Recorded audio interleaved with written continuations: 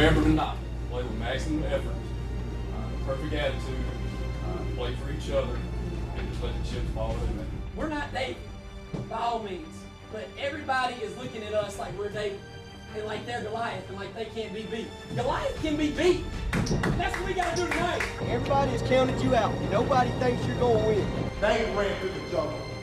They ain't fought what we fought. Guys, guess what? Tonight, they in our jungle tonight, guys. We waited a whole week for this, bro. 1, 2, 3, 1, 2, 3, take down.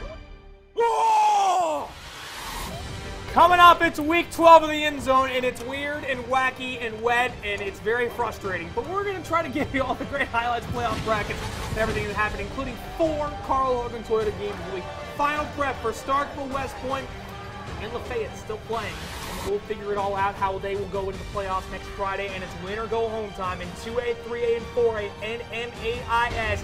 We will break it all down next. The WCBI End Zone Show with Robbie Donahoe and Tom Ebel is brought to you by OCH Regional Medical Center, Carl Hogan Toyota, East Mississippi Community College, and Max South.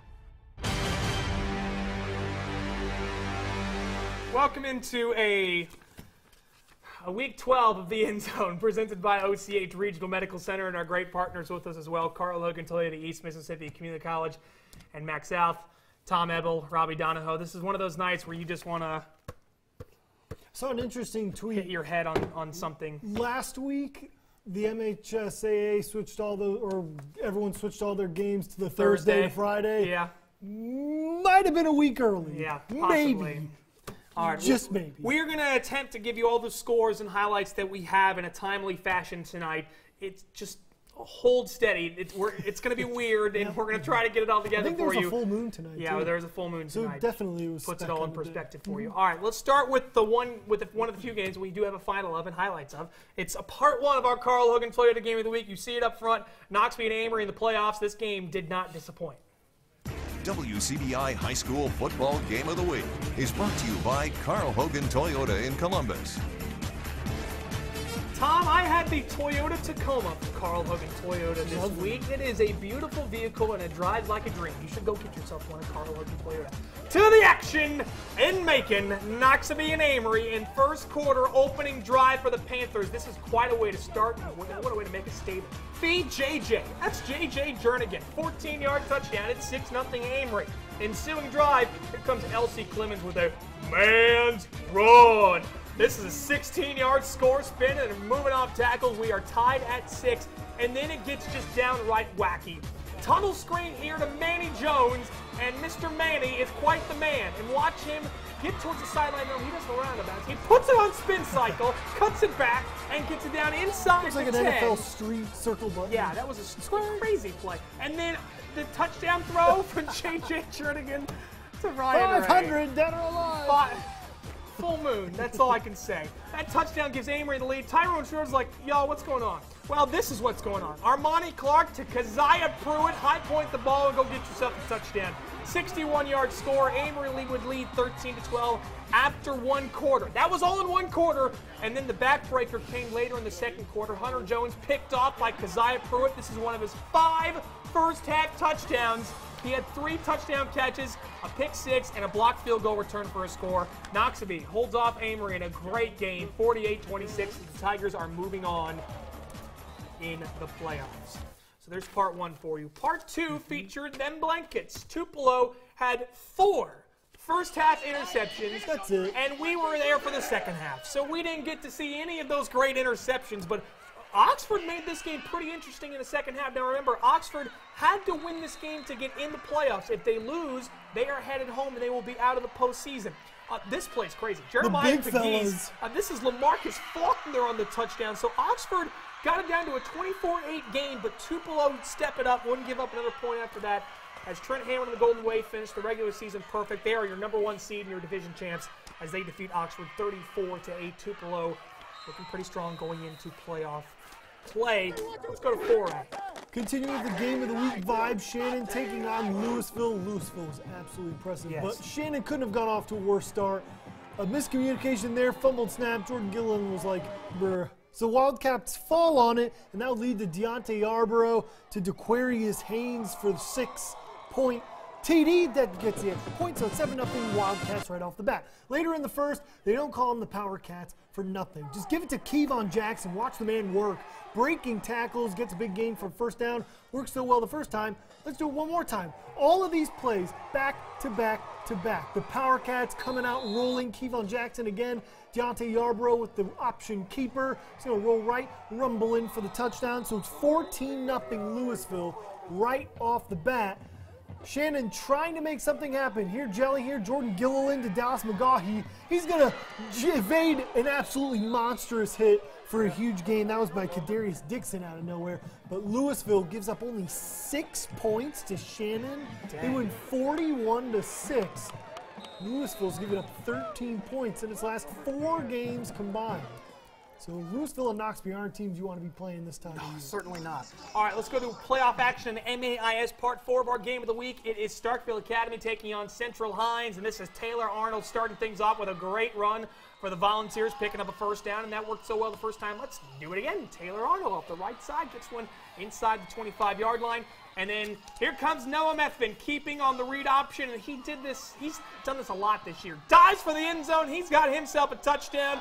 And Starkville Academy, are you not entertained? The Volunteers win 30-0 over Central Hines. Starkville Academy in the semifinals of the NAIS AAA playoffs. They will host Adams County Christian next Friday. So the Volunteers looking pretty darn good. They haven't given up a point in the playoffs so far. It's crazy. 41-0. They beat Park Place last week. All right, let's get into our 6A bracket seedings, actions, things like that. Starkville, all they had to do tonight was beat Clinton, and they would be your division champs, and they would be the #1 seed.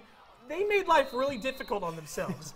As I say, you make it seems easy. It seems so easy. Just beat Clinton, you're fine. Jalen Ware should have had a pick 6 right there, but he dropped it. Starkville got it together in the 4th quarter. I love the coaches. Yeah. They got a 4th and goal stop with a minute to go to keep Clinton out of the end zone, and Starkville does indeed win 21-15. So the Jackets are your Region 2 6A champs by the skin of their teeth, but they do hold on for the win. All right, let's get to 6A seeds and playoff brackets. There's your 6A seeds. Tupelo and Starkville, one are top of the class in Region 1 and Region 2.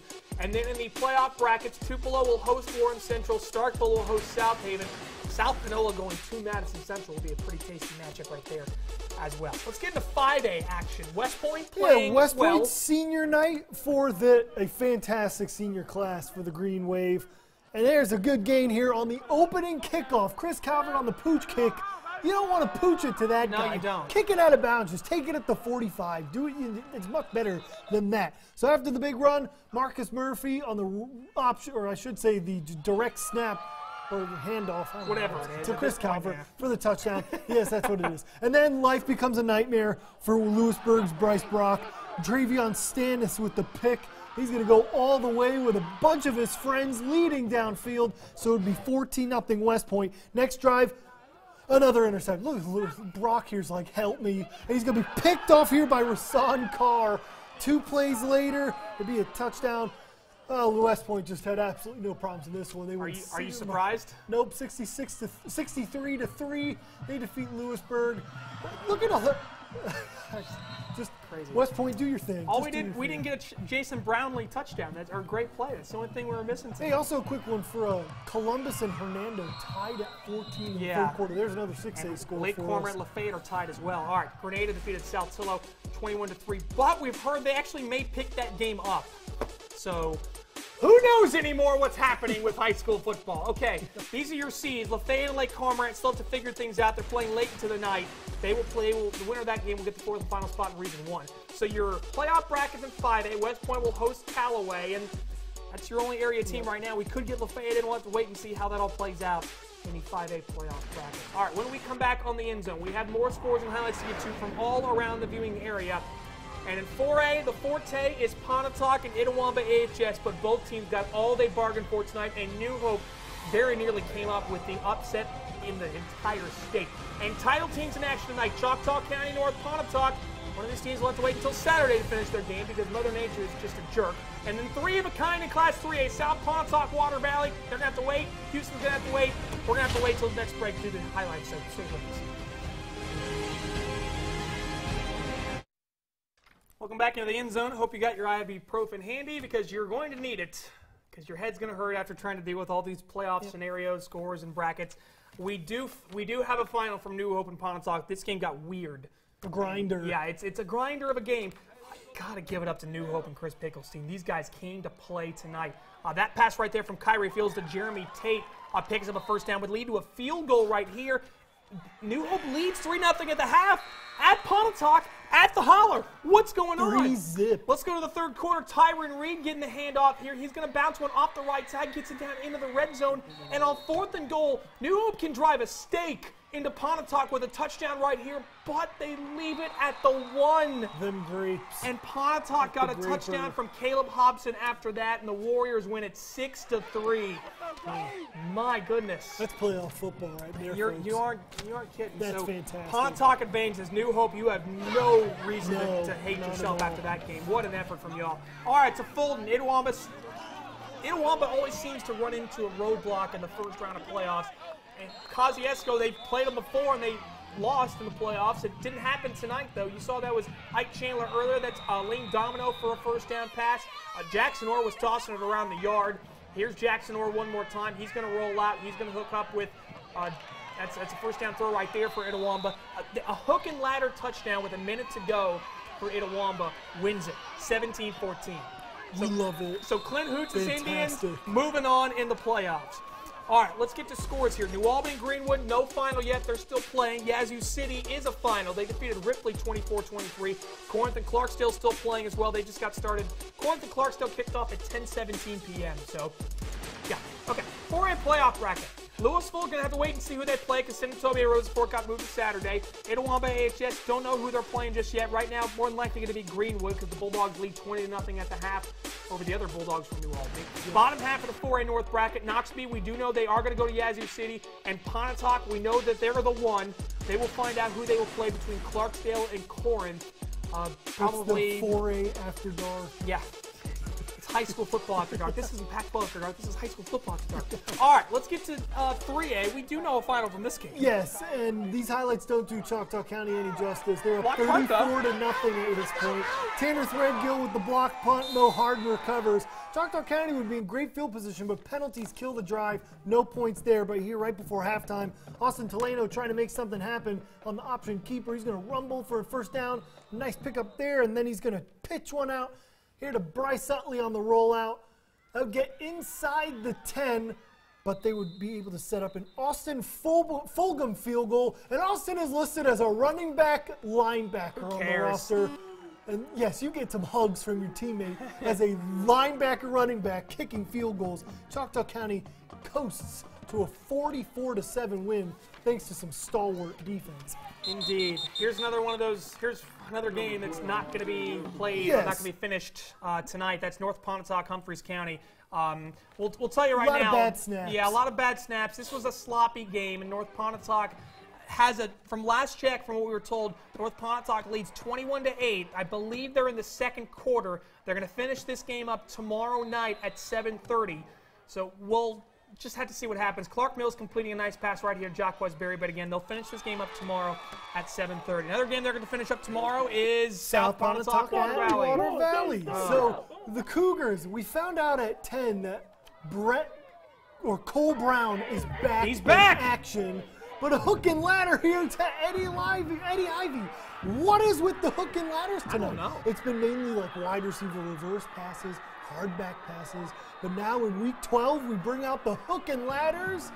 Where has it been all season? More trick plays, I say. But here, Cole Brown's back, though. Cole Brown back in action. I thought it was a mirage. He's back. It's not. This time to Lee McCullum for a big game. There goes Lee rumbling down the sideline. That would set up an Eddie Ivy touchdown. Those would be the only touchdowns of the game so far. South Pontotoc leads Water Valley 14-0. Again, this game will be finished tomorrow because Mother Nature is mean and she doesn't like us. grumpy. She hates us all. Yes. 14-0 South Pontotoc say has it the lightly. lead. That game will be postponed to tomorrow. And then Houston taking on Palmer. Palmer fumbling the initial snap, and Houston recovers. That would lead to a Uriah Shepard touchdown run right here. Houston has a 35-22 lead. They are late in the fourth quarter. This game will have to be finished Saturday at 3 p.m. So just wait and hold on that one as well. That game's not finished yet either. I'm sad. We're all All right, 3A scores here. Boonville's loses to Yazoo County 42-7. Kossuth stunned by Louisville Central at home 27-17. Charleston shuts out Belmont 48-0. And let's get to our 3A playoff brackets. A lot of TBDs here because North Pontotoc, Houston going to have to wait till Saturday. Water Valley South Pontotoc wait until Saturday. Aberdeen's going to have to wait till Saturday as well on the bottom half of the 3A North bracket. Aberdeen North Panola going to have to wait till Saturday. Charleston and Louisville Central, Choctaw County on it. We do know the Chargers will have to go on the road for next Friday. All right, when we come back on the End Zone, we will dive into 2A playoff action. Calhoun City, Baldwin, Eupora, all playing big games tonight. Eupora and Wynonna still playing as well. Eupora messed around with what could have been a huge win in playoff action. Find your seed in 1A. Nanawaya, Smithville, could Vardaman or Hamilton be in the playoff picture? And it's playoff time continuing on in NAIS Heritage Academy on the roadside at Adams County Christian. We'll recap it all for you.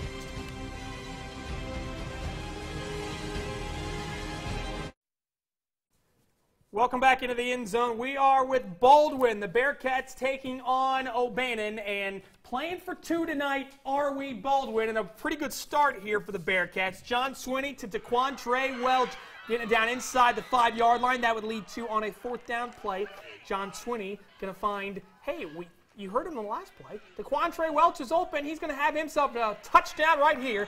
Bearcats take a 7-0 lead. Later on, after an O'Bannon 3-and-out, Baldwin going back to work on a 4th down again. John Swinney going to hook up with Braxton Neighbors, who's going to swiggle out on a tackle. He's going to get inside the 5. Would lead to a Kedrick Ritchie touchdown run.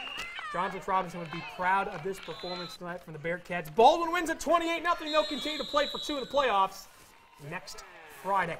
To the Boneyard we go. Calhoun City taking on Lake. Lake coached by former Nanawaya head coach Tate Hanna.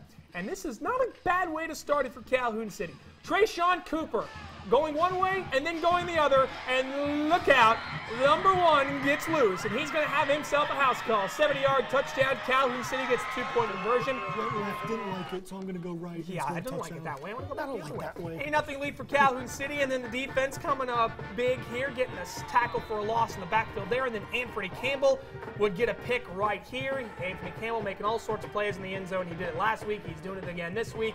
Calhoun City advances in the playoffs. They win 32-6 over Lake. And to Eupora, the Eagles, man, they came to play tonight at Philly. Here's Al Dumas on the direct snap, bouncing it outside. He's going to have himself a touchdown. Eagles take a 7-0 lead. And then next drive for Eupora, Tanner Knight hooking up with Al Dumas. He gets it into Philly territory. It's a shame that this is the last time we're going to see Al Dumas playing at Eupora. That dude has had a fantastic, what a great move there. He's had such a great season. So has Tanner Knight. That entire senior class at Eupora has been awesome. Eagles had a 13-0 lead on Philly, but the Tornadoes score 45 unanswered, and they win 45-13, so the season comes to an end for Eupora. Just went final. Wynonna comes back from 2 scores down to defeat Newton 29-28. Good going for Joey Tompkins and the Tigers. East Webster's season comes to an end. They lose at Scott Central 51-0. Great year for Ron Price and the Wolverines. East Union, South Delta, Walnut, West Tallahatchie are all going to have to wait until either Friday or Monday. Calhoun City, they're going to have to wait who they're going to play until Saturday. Baldwin will be at home against Philly. And then bottom half of the 2A North bracket, we don't have anything figured out. We do know Wynonna will be on in the next round. When we back in the end zone, Hamilton at Vardaman. Big implications on the line. This was a playoff spot up for grabs, and it was a turnover frenzy in the second quarter. Trey Owen, tip pass, picked off by the Lions. So here comes Hamilton. They would, after a 3-and-out, ball back for the Rams, and the Lions are just going to take it back again. Trey Owen running for his life. He's going to end up getting stripped. Tried throwing this one. Hamilton able to get the bat and the fumble. So here come the Lions trying to capitalize. Bryant Butler tries to make something happen. He fumbles. There's a lot of fumbleitis going on in Vardaman tonight. So Hamilton gets the win, 16-6. But it's Vardaman that sneaks into the playoffs after a point differential. Yeah. And so 16-6, Hamilton wins, but Vardaman is off to the playoffs. to Smithville and Biggersville. Winner of this game will host a home playoff game next Friday in the 1A North playoffs, and this would be the Cameron Wardlaw show for the Seminoles. As he gets this one inside the 15, down near the 10-yard line, and Cam Wardlaw calls his own number one more time. He had Dustin Moffitt there for the pitch, but no, Dustin, we don't need any magic. We're fine. He gets the touchdown right there for Smithville. Seminoles get the win tonight over Biggersville, 28-6, so the Noles get that home playoff game in the first round next Friday. Yeah, and you already know about Knox Spader and Nanawaya. Boy, this game was a blast last night. The Cross Creek rivalry. I've said it before and I'll say it again. If you have a bucket list of games you need to attend in Mississippi high school football, this one needs to be at the top. Tomias Glass running free here for a 39-yard touchdown. Nanawaya didn't need to score anything anymore because that would be all they needed. They won 36-0 over Knox Spader and won the division title. Ashland H.W. Byers decided they didn't want to play anymore Thursday night, so they tied 20-20. I don't know why. Faulkner defeated Thrasher 28-6. Okolona, division champs already, but they won 41-14. French Camp over Lee County 56-44. And West Lowndes ended their season on a win 36-18 over Sebastopol. So your 1A seeds, from our calculations, this is what we've got. 4 area teams from Region 1 all moving on to the playoffs. And then the 1A South seeds, Vardaman, as we mentioned, gets in that final spot from Region 3 1A. Nanawaya, French Camp, Knox Spader go 1, 2, 3. So the 1A playoff brackets look like this. In 1A North, Okolona will have to wait to find out who they will play. Biggersville will be on the road, so will TCPS. Smithville will be at home in the 1A North playoff bracket. 1A South brackets look like this. Nanawaya will have to deal with Jarvion Howard and East Marion. Knox Spader will be at Stringer. Vardaman will be at Lumberton, again, according to our calculations. And then French Camp will host Resurrection. All right, playoff action from MAIS. Heritage has a great season. Falls to Adams County Christian 42-22. Calhoun Academy falls to Prentice Christian 63-38. Aliceville falls to Hillcrest 34-30 in Alabama, but they're already in the playoffs. Aliceville. Vernon's in the playoffs as well, but they fell 28-7 to Winfield. And then the highlights from Thursday night. We already know that Sullivan's in the playoffs, taking on South Lamar from last night. Sullivan's a team that could possibly do some business in the playoffs. They could run the table. They are loaded on both sides of the ball. They've been impressive all year long. I think in the 66 we talked about it. They were a team that thought they could run the table this year. And they're on their way to doing so in 2A. And they got the win last night over South Lamar, 45-21. And Gordo was just big bad Gordo again, but it seems to happen every year. Pickens County got a touchdown on their first play of the game. First play of the game was a 60-yard touchdown. And then Gordo would outscore them 44-6 the rest of the way. Yep, that's just how it seems to always play out between the Green Wave. But both these teams fantastic too. Both teams are going to be very good in the playoffs in 1A and 3A over in Alabama. Okay, we'll put a bow on the show. At least we'll try to when we come back. So by the time this show ends at 11:30, there's still some games going on. Follow us on our social media platforms to get all the scores, all the playoff brackets and seeds. This is going to go well into Saturday and even into Monday before we figure everything out. So be patient, everyone. Week 12, we want it to be over, but we're going to have to wait a couple more days. Enjoy your weekend. We'll see you next Friday. The WCBI EndZone Show with Robbie Donahoe and Tom Ebel is brought to you by OCH Regional Medical Center, Carl Hogan Toyota, East Mississippi Community College, and Max South.